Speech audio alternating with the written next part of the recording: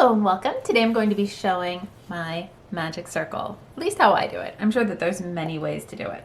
Now, I'm not going to hold on to the tail. Out here is going to be my working yarn. This is what's connected to the ball, okay? So I have the tail in my hand. It's being, I wouldn't say, I don't have a death grip on this. You don't need to hold on too tightly. It's not gonna fight you, but you do need to hold on to the tail so that when you pull on it a little bit, it's not going to go anywhere. So I'm just holding this between my index finger and thumb. Now with the actual working yarn, I'm going over, I'm coming back, I'm going over, and I'm securing working yarn, tail. Then I'm taking my hook and on my ring finger side, not the part that's closer to me, the part that's closer to the working yarn, because otherwise you're going to be pulling up on this. You don't want to do that. We've all done that. You're going to go under and over, and with the hook you're pulling it back. Now here's the important part. Twist the hook toward you and away. So that's the important part right there. That locks you in for the moment, but it's not a death grip. See, I have some light in there. You can see through that hole around the hook because you do have to work through that hole in a second. So you're going to bring the hook closer to your face, underneath that working yarn, and grab it and then pull it through for a chain. This is the hardest part. There we go. We were successful. So that is a magic circle with a chain one. I like to go for, even if I have to pull out a chain, which I rarely have to do. It's very rare that you're going to see single crochets worked in a magic circle.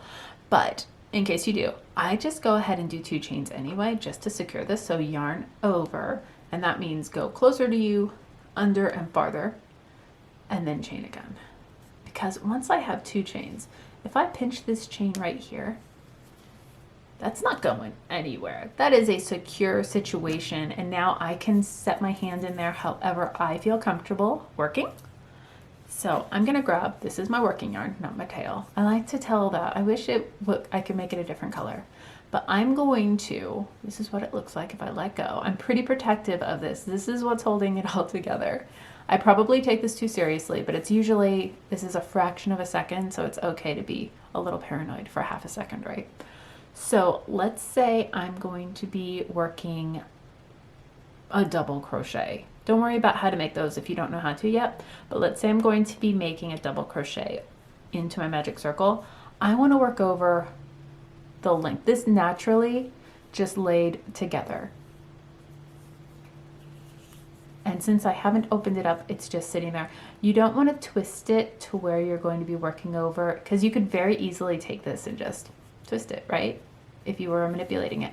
You want to let it lay naturally, and you should be working to the left over 2 strands, and try and maintain that because it keeps it a lot nicer when you cinch it closed in a minute. I'm going to make 12 double crochets. I will go ahead and count that chain 2 as one of them. So that's 2 double crochets. And there's 12 double crochets worked over the tail. Now that could have been single crochets, any number of stitches, half double crochets, but as a rule, if you see double crochets worked in a circle, it's going to be 12 double crochets.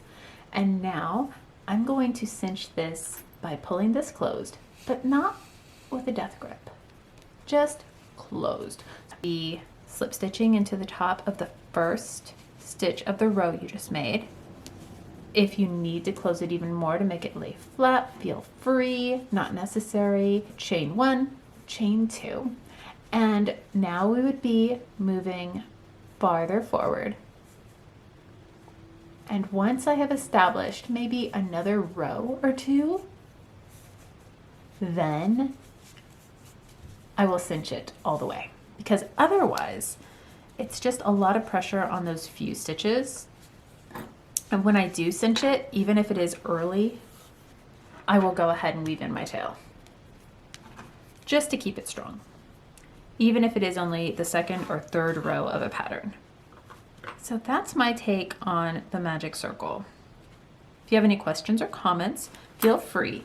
And in most cases, if you don't feel comfortable doing this, you can replace it with a chain 4 or 5 Slip stitch into the first chain that you made to form a circle. But this one is just so much tidier. And the sooner you get comfortable with it, the sooner you never have to think about that again. If you'd like, you can weave even farther, or you can snip it nice and close. That's the back, of course, and this would be the front. And isn't it lovely?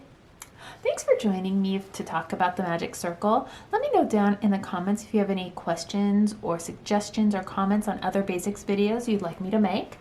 Have a great day, and I will see you soon again with another basic crochet stitch. Bye guys!